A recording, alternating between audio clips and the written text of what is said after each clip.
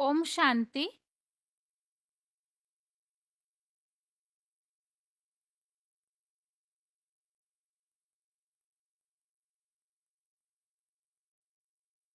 भगवत गीता श्लोक क्लास में आज का श्लोक है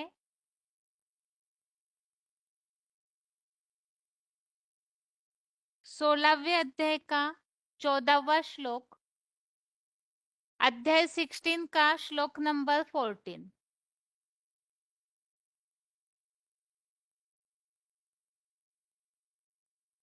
16वें अध्याय में हम आसुरी अवगुण असुरों के लक्षणों के बारे में समझ रहे हैं। और जैसे कि 16वें अध्याय में इस बात को समझा है कि इसी दुनिया में ही स्वर्ग भी बनता है, अर्थात देवताएं भी होते हैं, तो नरक भी इसी दुनिया में है। देवताएं जो है, दैवी गुण जो है, उनके लक्षणों के बारे में तो परम पिता ब्रह्मा मुख द्वारा जो वाणी सुनाते हैं उसमें वर्णन किया ही हुआ है।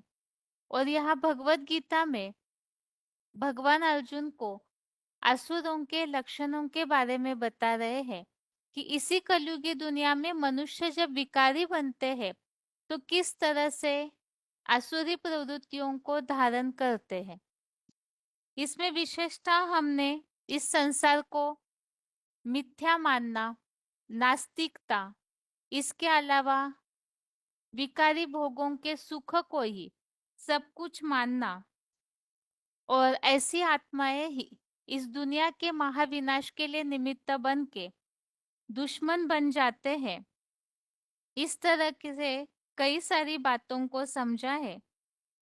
और इसके पिछले अर्थात अध्याय 16 के श्लोक नंबर 13 में हमने समझा था, एक तो सैकड़ों आशाओं के फंदों में, अनेक चिंताओं में जकड़ी हुई आत्माएं अन्यायपूर्वक अपने विकारी सुखों के भोगों के लिए धन इकट्ठा करना चाहती है और करते भी है।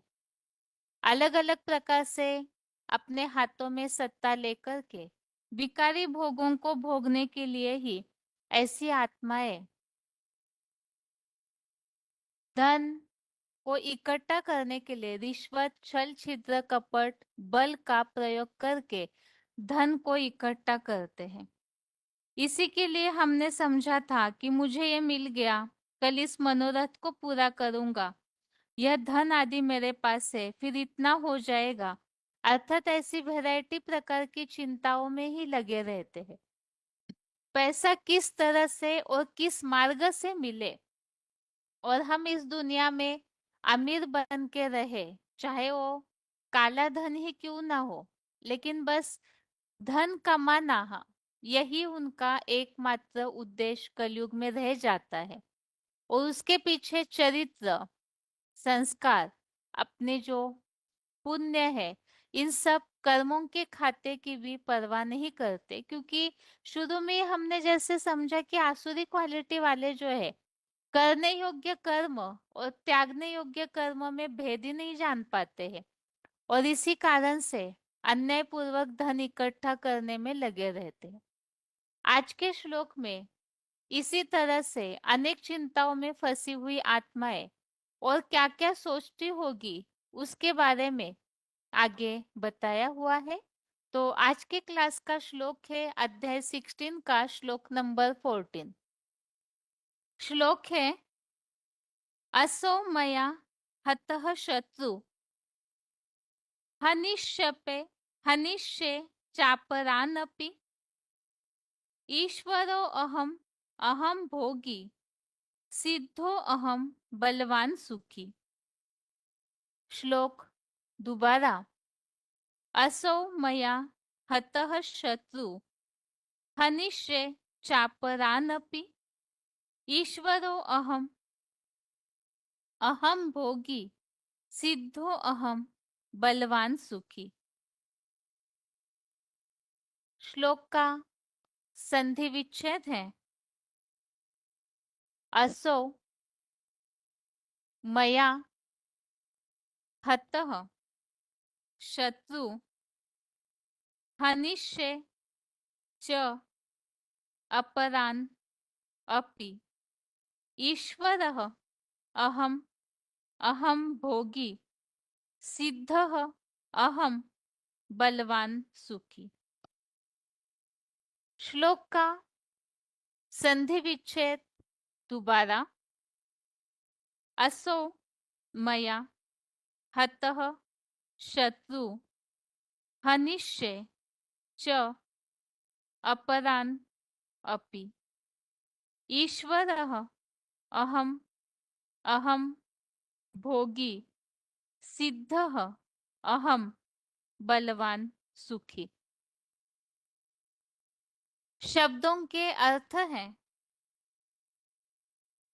मया असो अर्थात मैंने इस शत्रु अर्थात शत्रु को हतः अर्थात मार लिया है च अर्थात और अपरानपि अर्थात दूसरे को भी हनिष्ये मार लूंगा अहम अर्थात मैं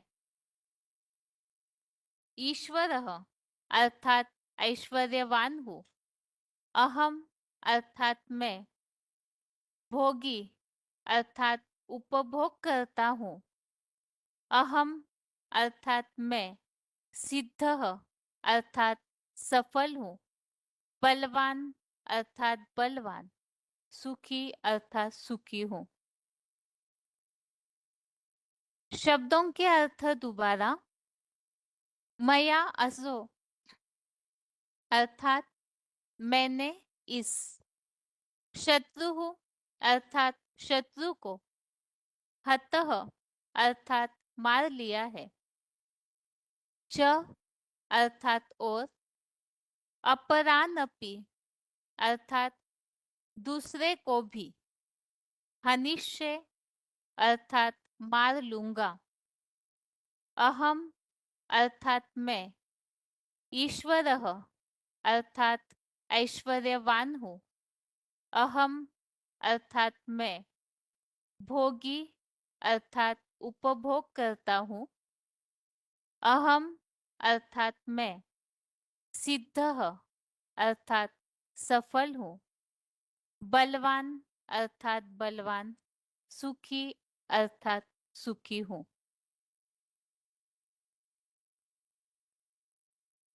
श्लोक का अर्थ है मैंने इस शत्रु को मार लिया है और दूसरे को भी मार लूंगा मैं ऐश्वर्यवान हूँ मैं उपभोग करता हूँ मैं सफल हूँ बलवान और सुखी हूँ।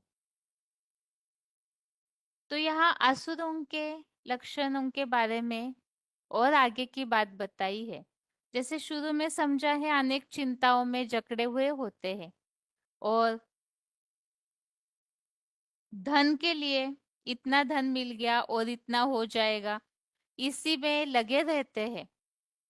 अब धन इकट्ठा करेंगे तो बल छिद्र छपड़ कपट का भी उपयोग करते हैं।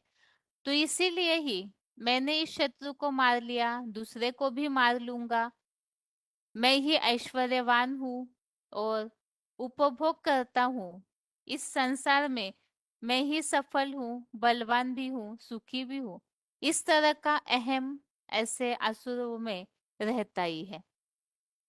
श्लोक का क्लैरिफिकेशन सहित अर्थ है मैंने इस शत्रु को मार लिया है और भविष्य में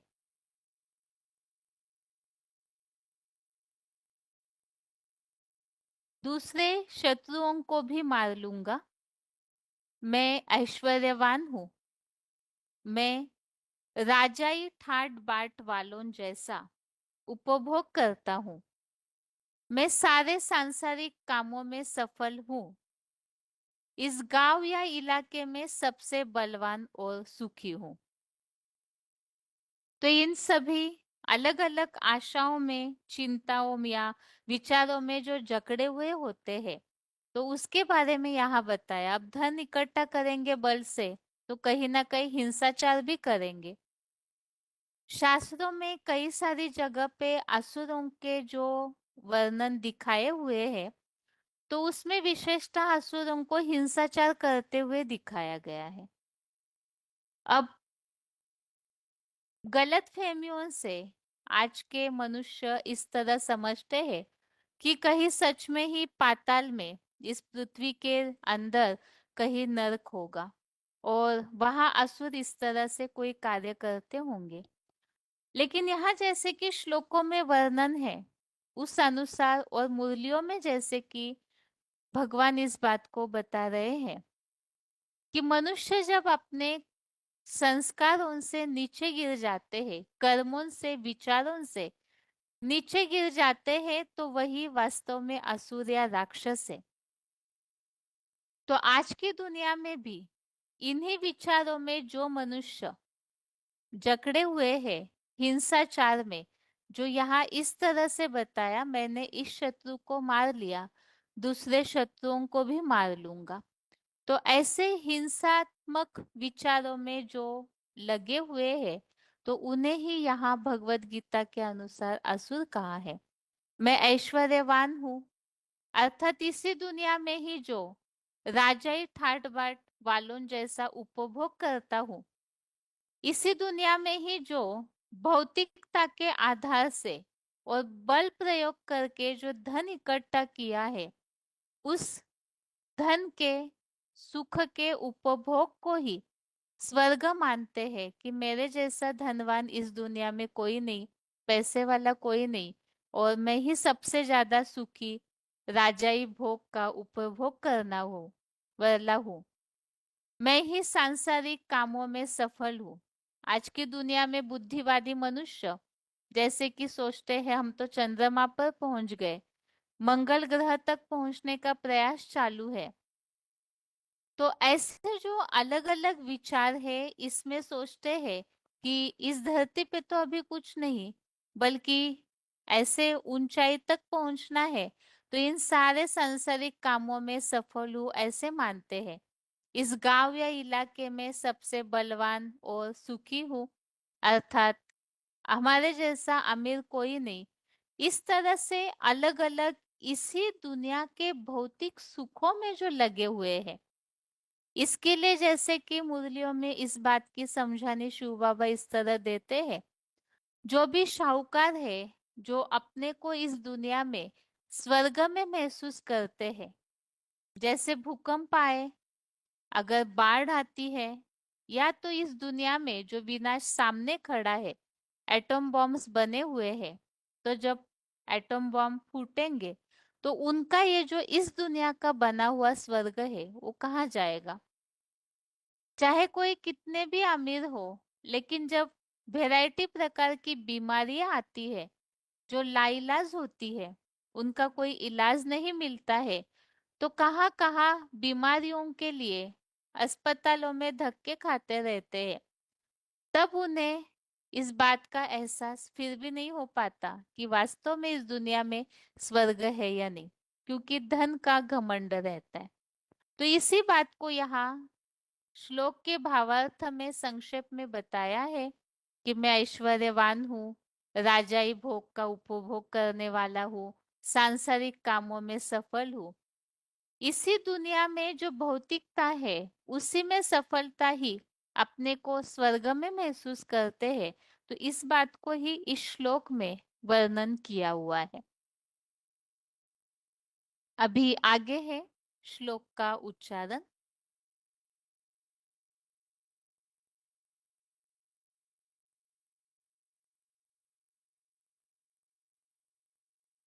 असौ मया हतः शत्रुः हनिष्ये चापरानपि ईश्वरोऽहमहं भोगी सिद्धोऽहं बलवान् सुखी। मैंने इस शत्रु को मार लिया है और भविष्य में दूसरे शत्रुओं को भी मार लूंगा। मैं ऐश्वर्यवान हूँ, मैं राजाई ठाट बाट वालों जैसा उपभोग करता हूँ, मैं सारे सांसारिक कामों में सफल हूँ, इस गांव या इलाके में सबसे बलवान और सुखी हूँ।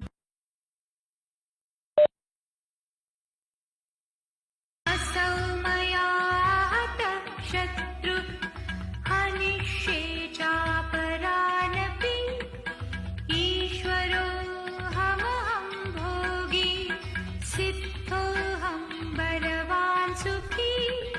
मैंने इस शत्रु को मार लिया है और भविष्य में दूसरे शत्रुओं को भी मार लूंगा।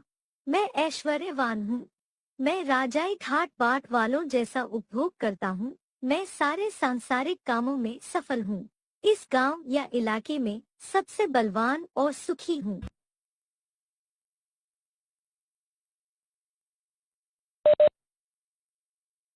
अभी मुरलियों में वैसे इस संदर्भ में अलग अलग प्रकार की बातें आई हुई है। इसमें से कुछ एक दो पॉइंट्स ही अभी श्लोक समझने के लिए लिए हुए हैं। ये वार्तालाप नंबर 1747, डिस्कशन नंबर 1747, 48 मिनट्स के बाद से लिए हुए पॉइंट है। ऐश्वर्यवान हूँ, बलवान हूँ, मैं ही इस दुनिया में सबसे ज्यादा सुखी हूँ, अर्थात इसी दुनिया में अपने को स्वर्ग में अनुभव करते हैं। इस संदर्भ में इस पॉइंट में वर्णन बताया हुआ है। वो तो अपनी गद्दी के नशे में है। उस गद्दी पे बैठ करके उनको जो धन संपत्ति अकूत मिली हुई है, उस धन संपत्ति के अकूत नशे में है। उस गद्दी पर बैठ करके उन्होंने जो बड़े बड़े ऑफिसर्स को, बड़े बड़े दुनियावी लोगों को कंट्रोल करके उनको झूठी बातें सुना करके अपने प्रभाव में ले रखा है, उनके नशे में। वो तो कहते हैं, जैसे रावण कहता था भगवान है तो हमारे सामने आए, लड़के दिखावे, तन बल से लड़के दिखावे, धन बल से लड़के दिखावे, मनोबल से लड़के दिखावे।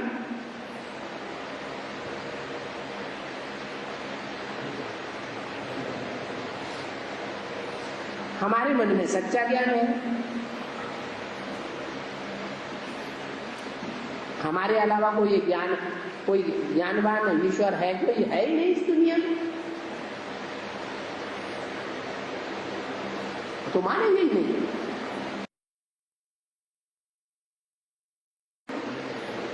वो तो अपनी गद्दी के नशे में है। उन गद्दी पे बैठ करके उनको जो धन संपत्ति अकूत मिली हुई है, उस धन संपत्ति के अकूत नशे में, उस गद्दी पर बैठ करके उन्होंने जो बड़े बड़े ऑफिसर्स को, बड़े बड़े दुनियावी लोगों को कंट्रोल करके उनको झूठी बातें सुना करके अपने प्रभाव में ले रखा है, उनके नशे में। वो तो कहते हैं, जैसे रावण कहता था भगवान है तो हमारे सामने आए, लड़के दिखावे, तन बल से लड़के दिखावे, धन बल से लड़के दिखावे, मनोबल से लड़के दिखावे।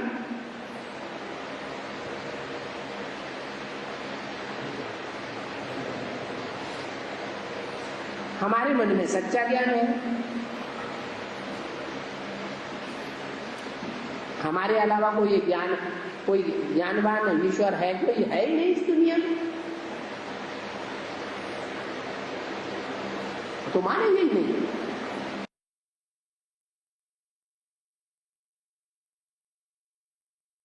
अगला पॉइंट है VCD number 1432, VCD number 1432, 30 minute के बाद से लिया हुआ पॉइंट है। ऐश्वर्यवान हूँ। ये कलयुग है। मनुष्य को नर कहा जाता है, मनुष्यों को देवता नहीं कहेंगे, और इस कलयुग को सतयुग नहीं कहेंगे। ऐसे तो नहीं कहेंगे कि हम सतयुग में भी हैं और कलयुग में भी हैं, अर्थात तो स्वर्ग और नरक दोनों इकट्ठे नहीं कह सकते। किसको दुख मिला तो नरक में है, कोई सुखी हो गया तो स्वर्ग में है, कोई के लिए स्वर्ग है, कोई के लिए नरक है। ऐसे कह सकते हैं क्या? ऐसे भी दुनिया में जट बुद्धि बहुत है, जो कहते हैं इसी दुनिया में स्वर्ग है, इसी दुनिया में नरक है। अरे दुखी मनुष्य नरक में है। वो समझते हैं कि हम तो बहुत सुखी हैं, हम तो स्वर्ग में बैठे हैं, हमारे पास महल महाड़ियां अटारियां आदि सभी कुछ है। तो देखो उनकी बुद्धि बाहर का सुख लेती है ना, ये भी तुम बच्चे समझते हो कि सतयुग के सुख तो इस दुनिया में हो ही नहीं सकते।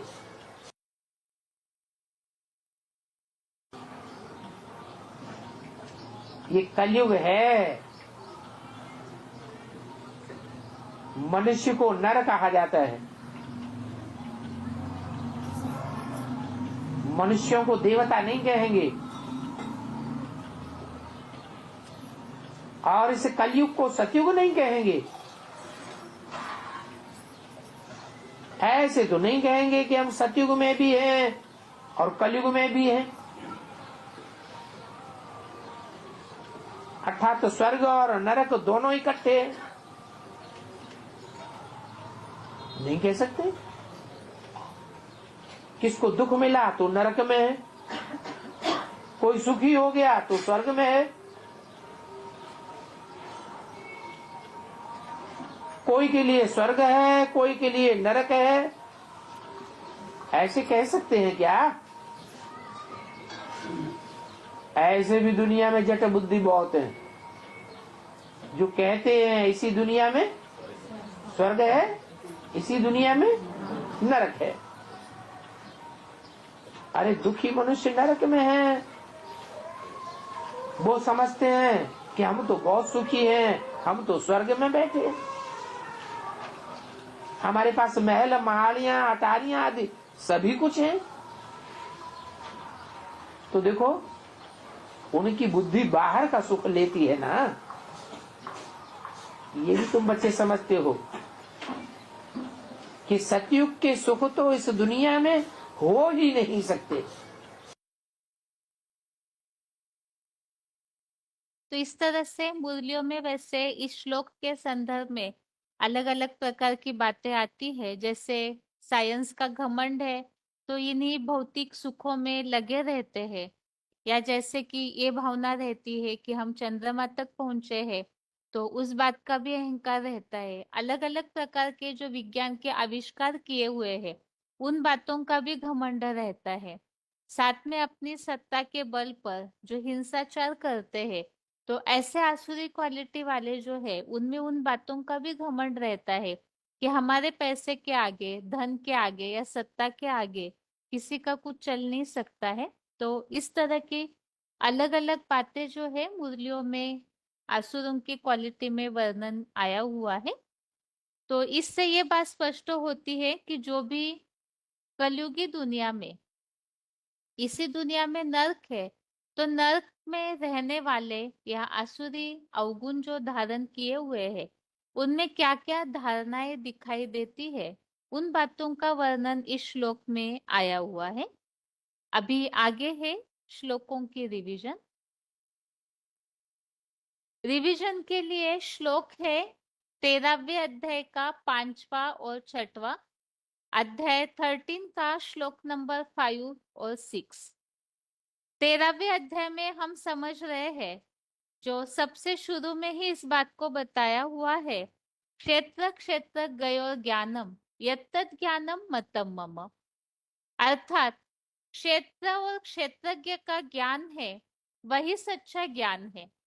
और इसी संदर्भ में अगले श्लोक में ही हमने ओ अर्जुन रूपी क्षेत्र मुकर्रर तनधारी, जो महाभारी महाभारत गृह युद्ध का धर्म क्षेत्र कर्म क्षेत्र के रूप में निमित्त बनते हैं, तो उनके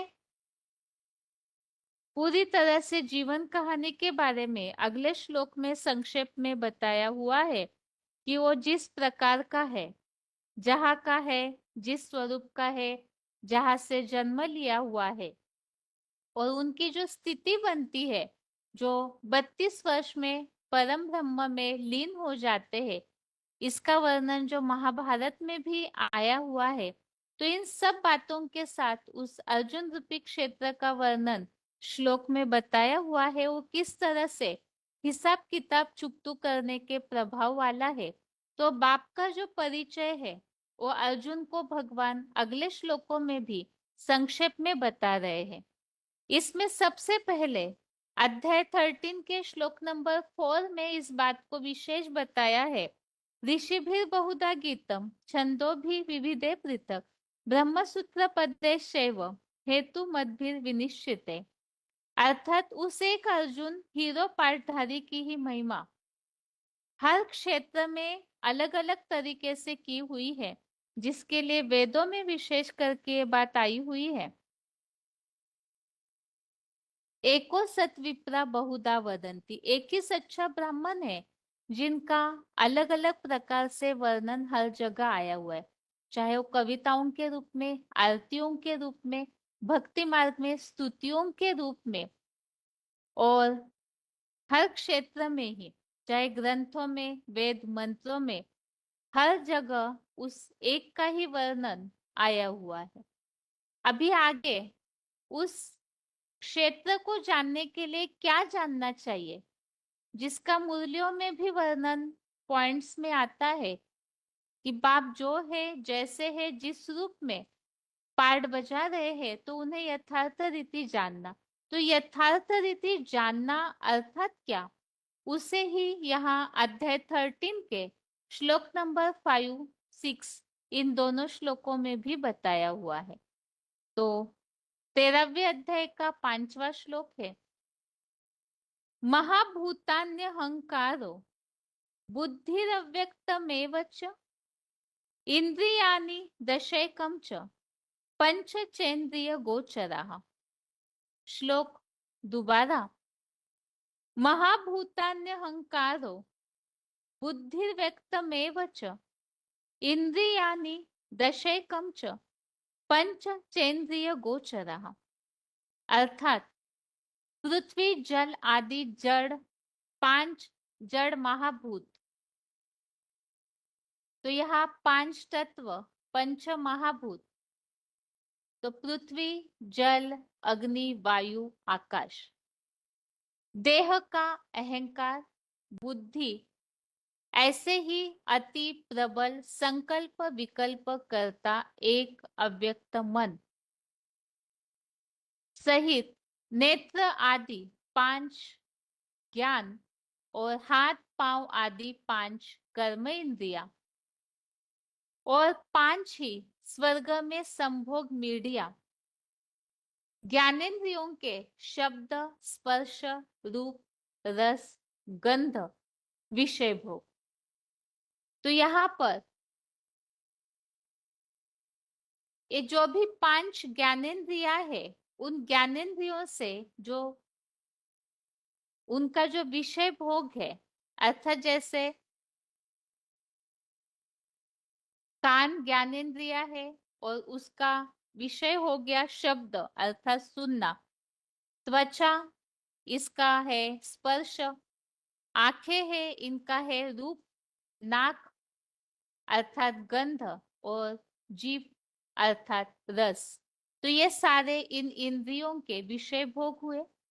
और अगले श्लोक में और बातें बताई है, क्योंकि यहाँ 23 तत्वों सहित उस अर्जुन रूपी क्षेत्र को जानने की बात इसके पीछे के श्लोकों में भी हमने कहीं कहीं देखी है कि पूरी तरह से जानना अर्थात 23 तत्वों सहित उस अर्जुन रूपी क्षेत्र को जानना, अर्थात वो जिस तन में पार्ट बजा रहे हैं परम पिता शिव, उस मुकर्रर तनधारी को जानना।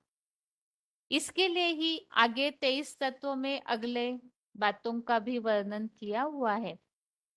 इच्छा द्वेष सुखम दुखम संघात चेतना धृति एतत् क्षेत्रम समासेन सविकारम उदाहरितम।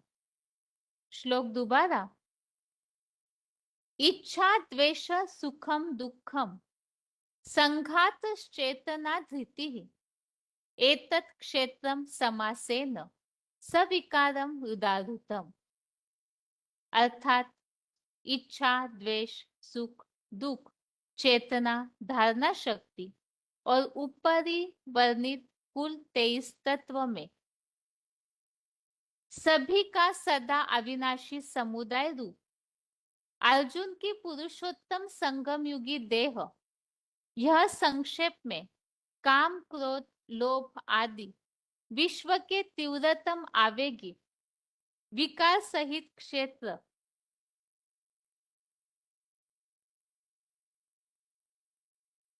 रूपी शरीर कहा गया है। तो श्लोक नंबर 5 में 23 तत्व बताए हुए हैं।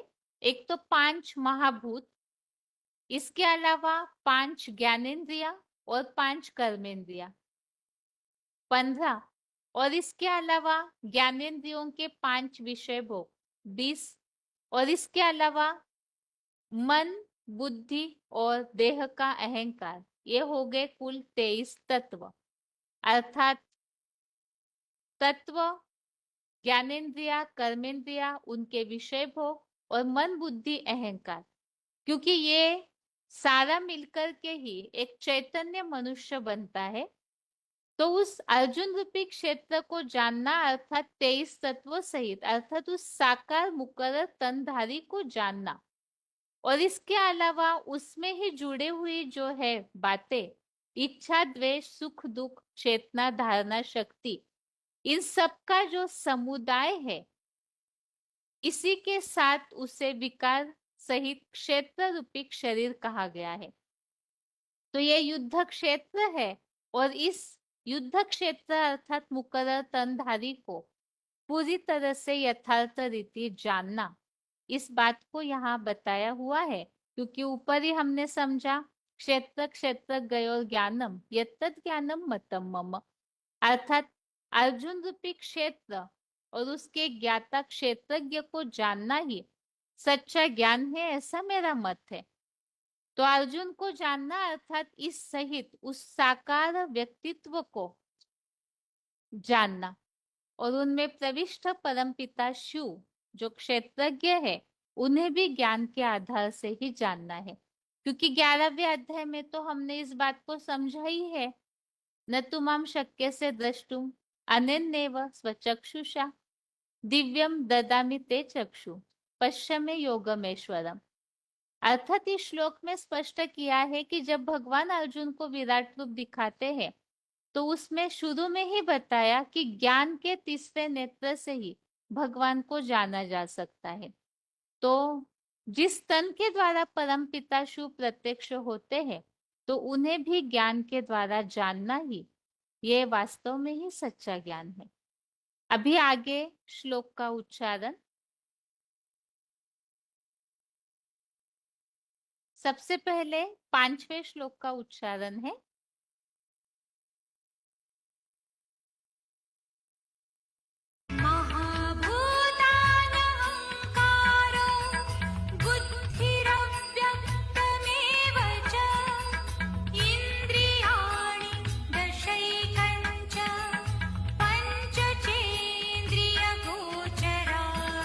पृथ्वी जलादि 5 जड़ महाभूत, देह का अहंकार, बुद्धि, ऐसे ही अति प्रबल संकल्प विकल्प करता एक अव्यक्त मन सहित नेत्रादि 5 ज्ञान प्लस हाथ पांववादि 5 कर्म इंद्रियां और 5 ही स्वर्ग में संभोग मीडिया ज्ञानेंद्रियों के शब्द, स्पर्श, रूप, रस, गंध, विषय भोग।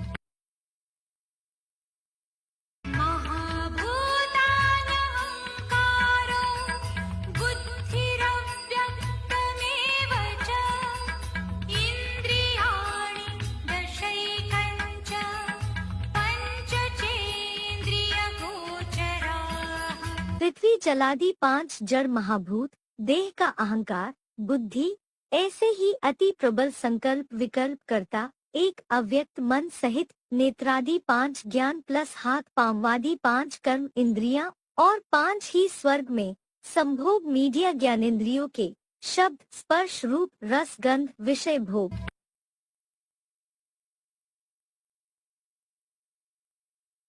अभी 6वें श्लोक का उच्चारण है।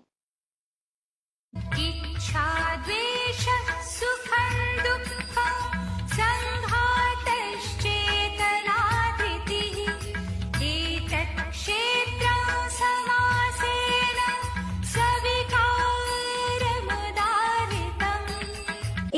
द्वेष, सुख, दुख, चेतना, धारणा शक्ति और उपरिवर्णित कुल 23 तत्व में से सभी का सदा अविनाशी समुदाय रूप अर्जुन की पुरुषोत्तम संगमयुगी देह। यह संक्षेप में काम, क्रोध, लोभादि विश्व के तीव्रतम आवेगी विकार सहित क्षेत्र रूपी शरीर कहा गया। इच्छा द्वेष सुखं दुःखं संघातश्चेतना धृतिः एतत् क्षेत्रं समासेन सविकारमुदाहृतम्। इच्छा, द्वेष, सुख, दुख, चेतना, धारणा शक्ति और उपरिवर्णित कुल 23 तत्व में से सभी का सदा अविनाशी समुदाय रूप अर्जुन की पुरुषोत्तम संगमयुगी देह। यह संक्षेप में काम, क्रोध, लोभादि विश्व के तीव्रतम आवेगी विकार सहित क्षेत्र रूपी शरीर कहा गया। अभी श्लोक में जो बातें आई हुई है तो आगे उन पॉइंट्स को समझते हैं। क्षेत्र रूपी शरीर में देह का अहंकार, VCD number 2633, VCD number 2633, 13 minute 13 minutes के बाद से लिया हुआ पॉइंट। इस दुनिया में जितने भी पार्टधारी हैं, जन्म जन्मांतर पार्ट बजाने वाले, उनमें सब में अहंकार तो जरूर होता है। क्या क्या होता है? बुद्धि होती है, मन होता है, अहंकार होता है, पंच महाभूत भी होते हैं, पृथ्वी, जलवायु, अग्नि, आकाश। 10 इंद्रियां होती हैं, होती है ना। तो और 10 इंद्रियों की इंद्रियों से जो भोग मिलते हैं, विषय भोग है, जैसे आंखों को क्या अच्छा लगता है? बढ़िया बढ़िया रूप मिले, चाहे प्रकृति की छटा मिले, चाहे चैतन्य मिले, बढ़िया बढ़िया रूप मिले। माने इंद्रियों को जो है ना प्राप्ति, तो ये सभी आत्माओं के अंदर है, मनुष्य आत्माओं के अंदर खास। अहंकार तो होगा नहीं, अहंकार ही नहीं होगा। क्या अहंकार? तो मैं आत्मा भी कुछ हूं, ये अहंकार नंबरवार होगा कि सब में एक जैसा होगा? है नंबरवार होगा। अव्वल नंबर किस में होगा? अव्वल नंबर सबसे जास्ती अहंकार किस में होगा? हाँ, जो सारी मनुष्य सृष्टि का बाप है, उसमें तो जरूर सबसे ज्यादा अहंकार होगा। मैं किसका बच्चा हूं? है ऊंचते ऊंचे आत्मा का बच्चा हूं कि छोटी मोटी का बच्चा हूं, कम शक्तिशाली का बच्चा हूं? क्या अहंकार रहेगा? बड़ा स्वाभिमान रहेगा।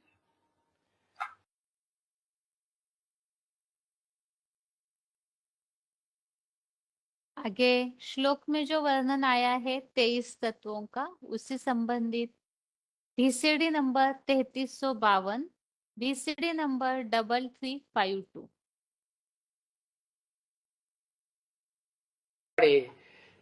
कि पुरुषोत्तम संगम युग में, हाँ, चित्र में लिखना पड़ता है पुरुषोत्तम क्या होता है। पुरुषों में उत्तम है, पुरु माने शरीर रूपी पुरी, है ना। जैसे कानपुर कहते हैं ना, है तो पुर क्यों कहते हैं? बहुत से लोग वहां रहते हैं ना, तो शरीर रूपी पुरी कौन रहता है? हाँ, ये जो भी 23 तत्व है ना, वो शरीर रूपी पुरी में निवास करते हैं कि नहीं? मालूम कौन कौन से 23 तत्व हैं? पृथ्वी, जल, वायु, अग्नि, आकाश। ये जड़ तत्व भी। तो देखो ये जो जैसे कानपुर बताया है, या जगन्नाथपुरी भी एक शहर है, वो उसको पुरी कह दिया। पुर कहो पुरी कहो, जहाँ बहुत लोग रहते हैं उसको पुर कहते हैं। तो ये शरीर में भी है, ये ढेर सारे तत्व हैं कि नहीं है? अगर चैतन्य शरीर है, चैतन्य आत्मा बोलती चालती है, तो उसमें कितने तत्व हैं बताए ना? 5 तत्व तो ये मुख्य, और फिर इनकी तन्मात्राएं हैं, इनके गुण कौन कौन से? शब्द, स्पर्श, रूप, रस, गंध, ये भी है। तो 10 हुए ना है? हाँ। और फिर मन, बुद्धि, अहंकार है? ऐसा कोई मनुष्य होगा जिसको अपनी देह का अहंकार न हो? है? होगा?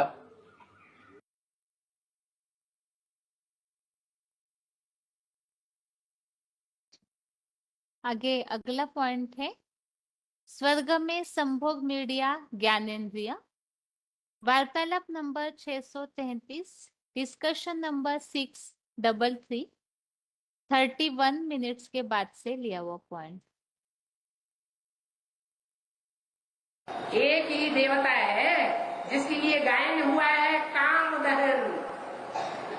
काम विकार को क्या कर दिया? भस्म कर दिया। बाकी कोई काम देवता ऐसा मनुष्य नहीं है क्या? अपने अंदर की जो काम कुवृत्तियां हैं मनुष्य के अंदर, वो राजयोग के द्वारा उन काम कुवृत्तियों को भस्म कर दिया और गाया हुआ है। वही है काम अनंग। जो नई सृष्टि होगी उसमें वो काम वासना वाली, मार करने वाली हिंसक इंद्रियां काम नहीं करेंगी। वो भ्रष्ट इंद्रियों का कार्य है जिनसे आज की सृष्टि पैदा हो रही है, बिच्छू किन्नरों की सृष्टि। वो सृष्टि नहीं होगी पैदा। क्यों? क्योंकि वहां काम की मार करने वाली इंद्रियां ही नहीं होगी। सतयुग और त्रेता में जहां हे कृष्ण नारायण का राज्य होता है, राम का राज्य होता है, वहां श्रेष्ठ इंद्रियों से संतान होती है। श्रेष्ठ इंद्रियों में भी सबसे श्रेष्ठ इंद्रियां कौन सी है? नेत्र। जैसे व्यास को दिखाया गया है, व्यास ने जो सृष्टि पैदा की पूर्ववंश में, वो कौन सी सृष्टि थी? भ्रष्ट इंद्रियों की सृष्टि थी क्या? आंख के प्यार से, आंख के स्नेह से, जो दुनिया की सबसे बड़ी शक्ति है। प्यार से कोई को भी मारा जा सकता है, द्वेष से कोई मरे न मरे। तो ये आंखें इंद्रियों में सबसे श्रेष्ठ इंद्रियां हैं। 2 प्रकार की इंद्रियां होती हैं, एक कर्मेंद्रियां और दूसरी ज्ञान इंद्रियां। कौन सी श्रेष्ठ है? ज्ञान इंद्रियां श्रेष्ठ है। और उन ज्ञान इंद्रियों की जो पैदाइश होती है, उस पैदाइश की भी मान्यता आज भी भारत में चली आ रही है। हमारे भारत का जो श्रेष्ठ से श्रेष्ठ पक्षी है, राष्ट्रीय पक्षी, वो कौन माना जाता है? क्यों? क्योंकि उसके देह अभिमान की पूछ मार करने वाला देह अभिमान नहीं होता है। इतनी श्रेष्ठ पूछ है कि वो ऐसा ज्ञान का डांस करती है जो सबको देखने में तबीयत प्रसन्न हो जाती है। ये मोर ही ऐसा एक प्राणी है, उदाहरण देने के लिए, कि देवताओं की सृष्टि शेष इंद्रियों की श्रेष्ठाचारी देवताएं थे। देवताएं भ्रष्टाचारी नहीं होते। वो श्रेष्ठाचारी देवताएं शेष इंद्रियों के मुख के प्यार से संतान पैदा करते थे। भ्रष्ट इंद्रियों से संतान पैदा नहीं होती थी उस समय। इसलिए जिसका आदि अच्छा होगा उसका अंत भी अच्छा होगा। आगे अगला पॉइंट है क्षेत्र रूपी शरीर में चेतना। VCD number 2754, VCD number 2754। क्योंकि रुद्रमाला का जो संगठन है जो पहले बनता है उसमें शिव बाप जिस मणके को पहले टटोलता है, क्योंकि उसे क्या प्रिय है, कल बताया ज्ञानी तू आत्मा मुझे विशेष प्रिय है। तो जो विशेष प्रिय है उसमें आया। क्यों आया इसलिए उसमें कि ये समझेगा। ज्ञानी है ना, तो जानेगा, समझेगा, और साथ ही साथ फिर देहभान भी चाहिए कि नहीं। देहभान, देह और आत्मा दोनों को मिलके काम करेंगे तभी समझेंगे कि ऐसे ही समझेंगे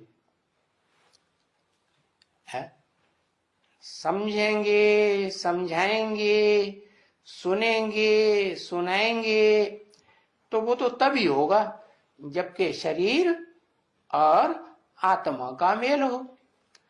तो जो आदम है वो आत्मा तो है ही, सारी भोगी आत्माओं का बीज, और सारी भोगी आत्माओं के जो शरीर हैं उन शरीरधारियों का भी बीज है ना।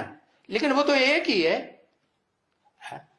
इस साकार सृष्टि में जब एक ही है तो पहले उसमें प्रधानता किसी चीज की है? आत्मशक्ति की, चित्त शक्ति की प्रधानता है या जड़त्वमयी शक्ति की प्रधानता है?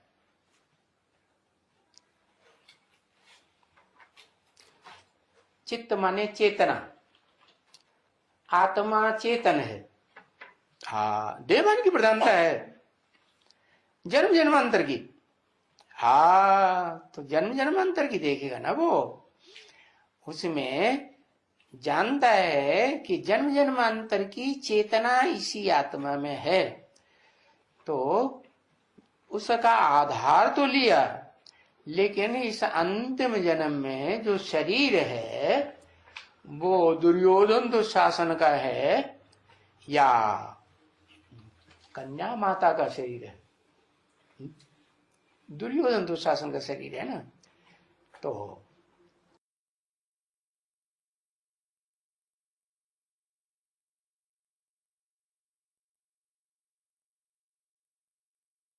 अगला पॉइंट है सदा अविनाशी अर्जुन की देह। VCD number 2492, PCD number 2492।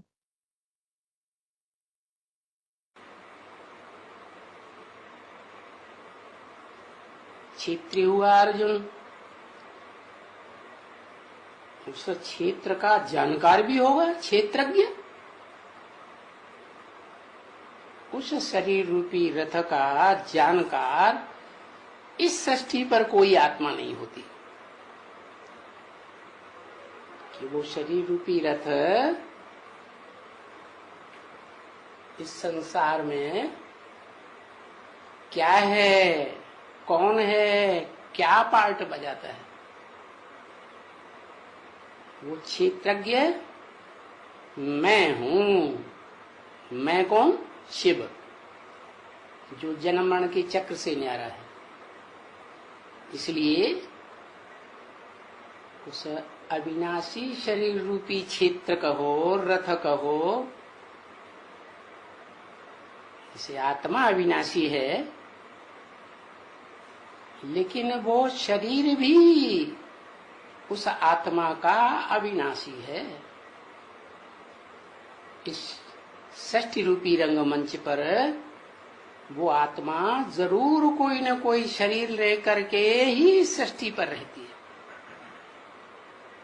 कल्पांत काल में सब शरीरों का विनाश हो जाएगा, लेकिन उस आत्मा के शरीर का विनाश नहीं होगा।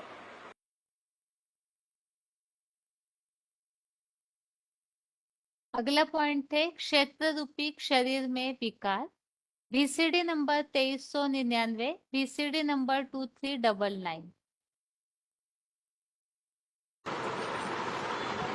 परंतु जैसे इस दुनिया का हिसाब है, दुनिया की हर वस्तु का, हर चीज का, हर व्यक्ति का हिसाब है कि 4 अवस्थाओं से जरूर पसार होती है।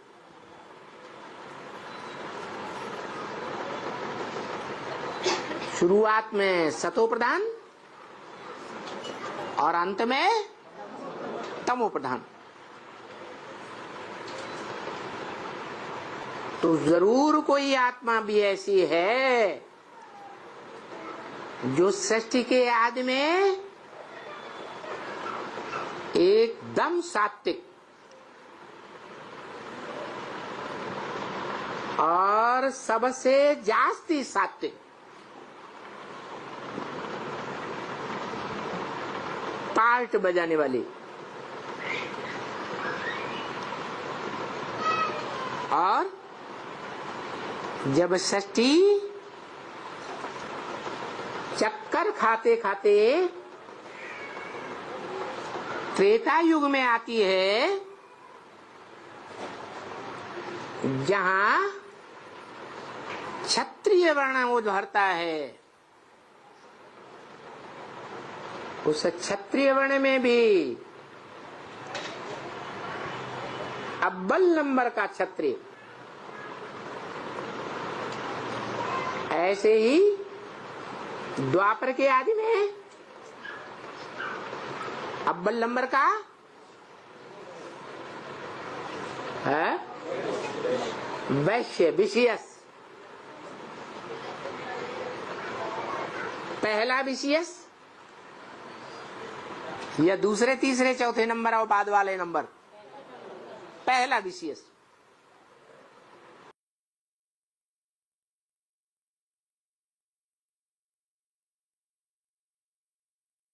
तो इस तरह से 13वें अध्याय के 5वें और 6वें श्लोक को हमने समझा कि अर्जुन रूपी क्षेत्र को किस तरह से जानना चाहिए। तो 23 तत्व और इसके अलावा इच्छा, सुख, दुख, धारणा, क्षेत्री, चेतना, शक्ति, इन सब के साथ अर्जुन का जो क्षेत्र है उसे जानना चाहिए, इस बात को बताया हुआ है। अभी आगे आज के क्लास का श्लोक है 16वें अध्याय का 14वां। इसे एक बार रिवाइज करके आज का क्लास पूरा करते हैं। अध्याय 16 का श्लोक नंबर 14, जहां इस श्लोक में आसुरी अवगुणों के बारे में, आसुरों के जो लक्षण है उसका वर्णन किया हुआ है। श्लोक है असो मया हतः शत्रु हनिष्ये चापरानपि ईश्वरो अहम अहम भोगी सिद्धो अहम बलवान सुखी। श्लोक दोबारा, असो मया हतः शत्रु हनिष्ये चापरानपि ईश्वरो अहम अहम भोगी सिद्धो अहम बलवान सुखी।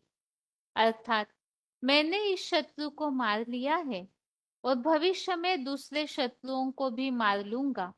मैं ऐश्वर्यवान हूँ, मैं राजाई ठाट बाट वालों जैसा उपभोग करता हूँ, मैं सांसारिक कामों में सफल हूँ, इस गांव या इलाके में सबसे बलवान और सुखी हूँ।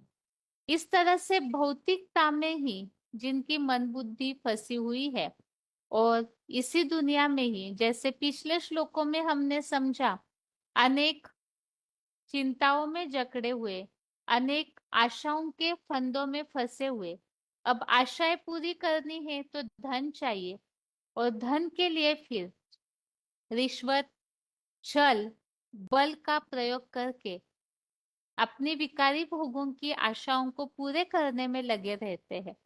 और उसी के लिए फिर इस श्लोक में बताया, इस शत्रु को मार लिया, दूसरों को भी मार दूंगा, मैं ही ऐश्वर्यवान हूँ, इस तरह की भावनाओं में जो जकड़े हुए रहते हैं। तो ये अगले श्लोक में इस बात को बताया हुआ है, असुरों के लक्षण क्या क्या होते हैं। और आज के क्लास में हमने 13वें अध्याय के 2 श्लोक, 5वां और 6वां, अध्याय 13 का श्लोक नंबर 5-6, जिसमें इस बात को समझा हुआ है कि अर्जुन रूपी क्षेत्र जो 23 तत्व और इच्छा, चेतना शक्ति, धारणा शक्ति आदि से विकास सहित क्षेत्र कहा गया है, उसे जानना है, अर्थात उस साकार चैतन्य व्यक्तित्व की यथार्थ पहचान करनी चाहिए। और इस 16वें अध्याय के 14वें श्लोक में इसी दुनिया में असुरों के क्या क्या लक्षण दिखने में आते हैं, उस बात को समझाया है। आज के लिए यहाँ तक की गीता क्लास पूरा करते हैं। ओम शांति।